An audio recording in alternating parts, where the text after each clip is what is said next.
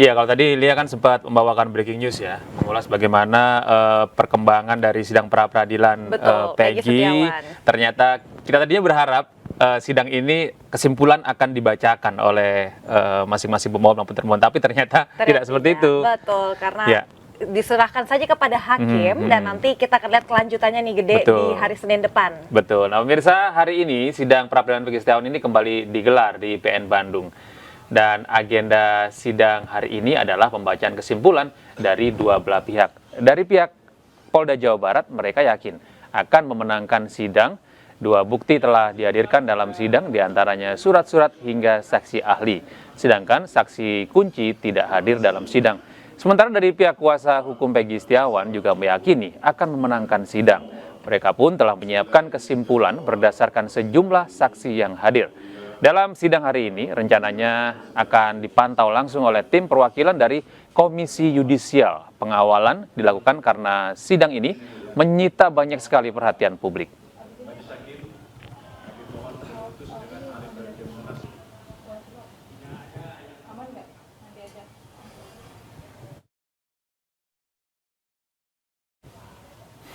Dan pemirsa, untuk mengetahui bagaimana sih situasi terkini di Pengadilan Negeri Bandung, kami sudah terhubung dengan rekan Faisal Rinaldi. Ya, selamat siang Faisal, bagaimana situasi usai sidang lanjutan pra-peradilan Peggy Setiawan pada hari ini?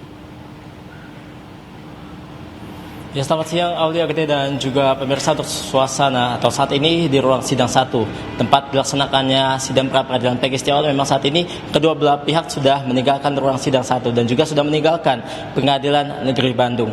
Kami informasikan Gede, Aulia dan juga pemirsa untuk agenda dengan agenda kesimpulan. Hari ini memang sudah selesai, dikatakan tadi untuk kesimpulannya hanya diserahkan saja oleh kedua belah pihak.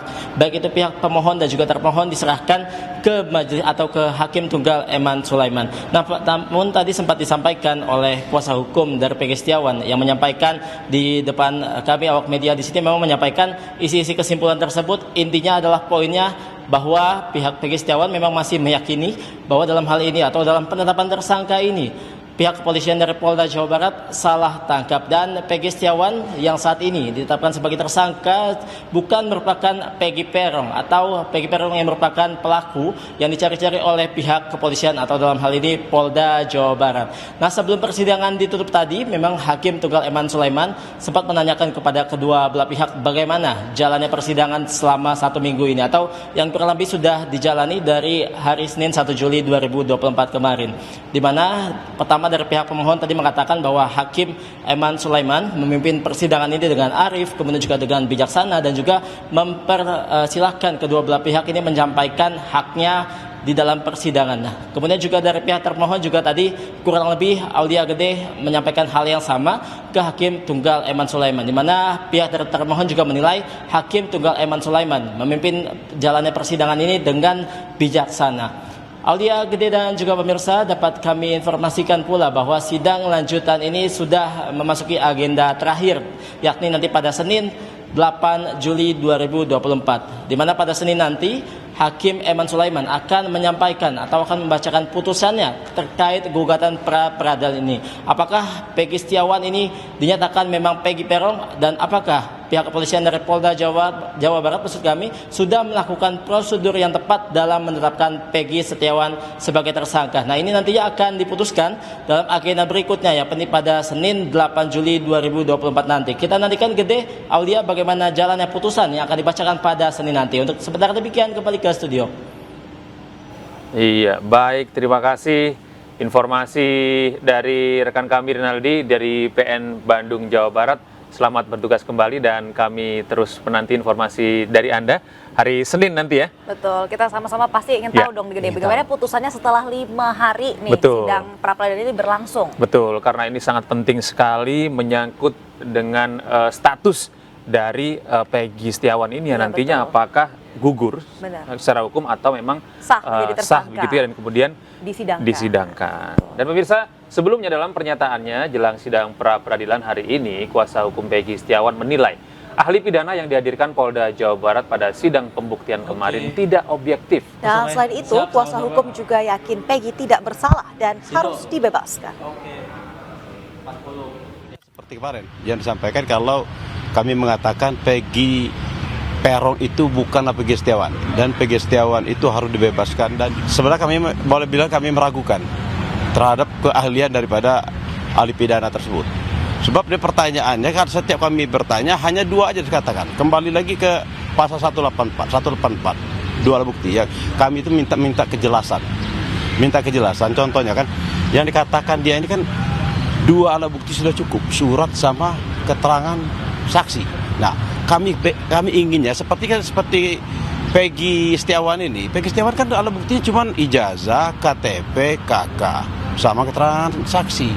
Makanya kami minta apalagi yang harus dilengkapi oleh kesimpulannya seperti kemarin yang disampaikan kalau kami mengatakan Peggy Peron itu bukanlah Peggy Setiawan, dan Peggy Setiawan itu harus dibebaskan. Dan sebenarnya kami boleh bilang kami meragukan terhadap keahlian daripada ahli pidana tersebut. Sebab dia pertanyaannya kan setiap kami bertanya hanya dua aja dikatakan. Sampai sidang kemarin, rupa-rupanya apa yang kami duga, ketiadaan bukti yang dimiliki oleh pihak termohon ternyata terbukti. Artinya apa? Dua alat bukti yang harus ada pada saat penetapan tersangka ternyata sama sekali tidak ada. Contoh saya katakan bahwa yang diperlukan adalah satu alat bukti, katakanlah keterangan saksi. Keterangan saksi siapa yang mengatakan Peggy Setiawan adalah Peggy Peron? Itu sama sekali tidak ada. Kemudian lagi mereka ajukan lagi bukti surat. Bukti surat itu ahlinya saja mereka memberikan keterangan, itu hanya petunjuk. Itu pun bukan petunjuk dalam kualifikasi 184 sebagai alat bukti, bukan. Harus ada pihak penyidik harus mencari bukti yang lain. Jadi surat, kemudian permohonan gerasi, itu kan hanya menunjukkan kaitan dengan Peggy Peron. Sekarang kita mau buktikan bahwa di mana kaitannya sama Peggy Setiawan. Makanya saya menganalogikan, saya mencoba mengganti namanya. Katakanlah saya menganalogikan kemarin itu adalah Fulan bin Peron, kemudian Fulan bin Setiawan. Tapi kan ahlinya demikian, kalau menurut saya sangat subjektif sekali. Tapi yang pasti bahwa untuk menetapkan tersangka Peggy Setiawan tidaklah memenuhi dua alat bukti yang cukup.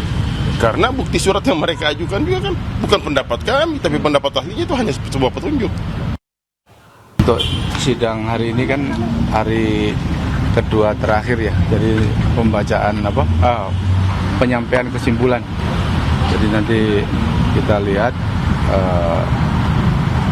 petunjuk hakim apakah mau dibacakan atau cukup diserahkan saja.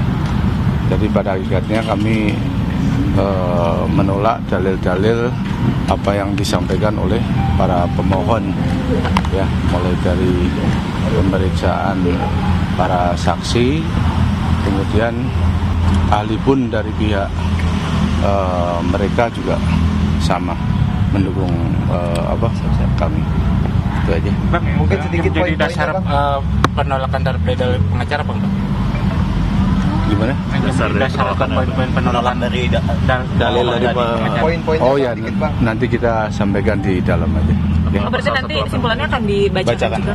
Nanti terserah Pak Hakim seperti apa. Kalau dari pihak Polda sendiri mengharapkan dibacakan atau menyerahkan saja, Pak? Diserahkan aja. Biasanya itu diserahkan. Ya, ini digede masih terkait pra-peradilan Peggy Setiawan. Ini sebelumnya sidang lanjutan pra-peradilan dari Peggy Setiawan ini digelar di Pengadilan Negeri Bandung. Dan kemarin ini agendanya itu adalah pembuktian. Ya, pihak termohon Polda Jawa Barat menghadirkan ahli hukum pidana dalam persidangan kemarin.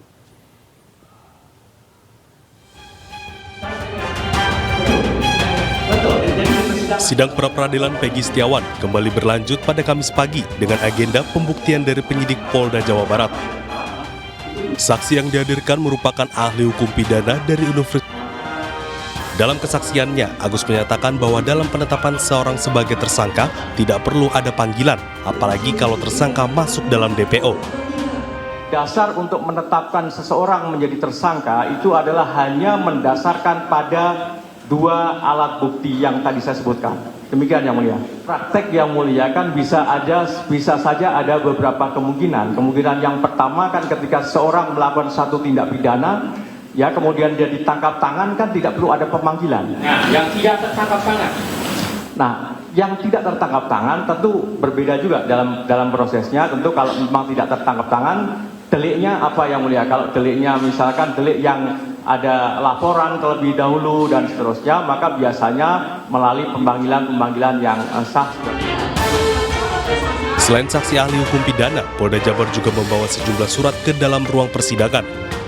Surat-surat ini diklaim sebagai bukti penetapan Peggy Setiawan sebagai tersangka pembunuhan Vina dan Eki.